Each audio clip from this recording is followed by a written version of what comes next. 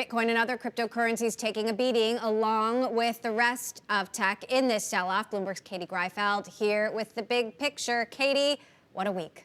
What a week. It was an especially bad week for risk assets, an especially bad week for Bitcoin in particular. It actually didn't start out so bad. We actually rallied on Tuesday, but you add in Thursday's nearly 9% drop, and Bitcoin set to end the week with losses of nearly 6%. It's trading at about $36,000 right now, about a hair below. At one point, it hit $40,000 this week. That is a distant memory at this point, Emily. But a big reason why we saw Bitcoin perform so poorly is because it really trades like a tech stock more than anything else. Bitcoin's 90-day correlation with the NASDAQ 100, it's currently at its strongest level in data going back to at least 2010, which really tells you something. And as you can see in that chart there, that relationship has really strengthened in the past couple of months, in the past couple of weeks even. And now you have tech stocks really under pressure from rising rates.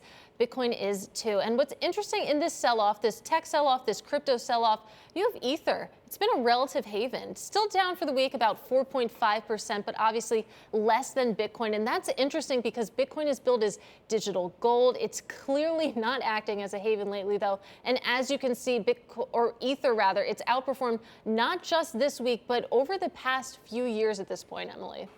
You're not safe anywhere, are you? No. I want to ask you about another story, and that is Nvidia agreeing to pay a $5.5 million fine as part of a settlement with the SEC over crypto mining. What do we know about this? This is fascinating. So it basically boils down to Nvidia allegations that Nvidia failed to adequately disclose just how much of its revenue comes from demand from crypto miners. So the SEC said that for 2 consecutive quarters in 2018, Nvidia didn't make clear that demand from crypto miners in particular made up a significant part of its sales increase for graphics processing units. Nvidia, of course, settled that case. They didn't admit wrongdoing, but they did pay that $5.5 million fine. And this is fascinating, Emily, because if you think about Ethereum, it's moving away from proof of work mining to proof of stake. And what that really means is that it's no longer going to require those graphics cards. It's much less intensive. And already in December, Nvidia had warned that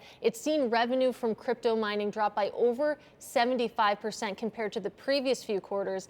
And Ethereum hasn't even moved to this proof of stake mining process yet. That's still yet to come further this year, but already Nvidia under pressure. Really reminded me of the conversation we had yesterday about how these movements in the crypto market, they affect the equities of stocks and the companies that are involved just broadly in the crypto sphere.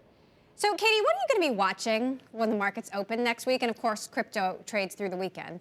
It's a great question. Honestly, I'm most interested in this dynamic between Ethereum and Bitcoin. Again, Bitcoin, it's the largest cryptocurrency out there. It's supposed to be the most liquid, the most stable, this haven.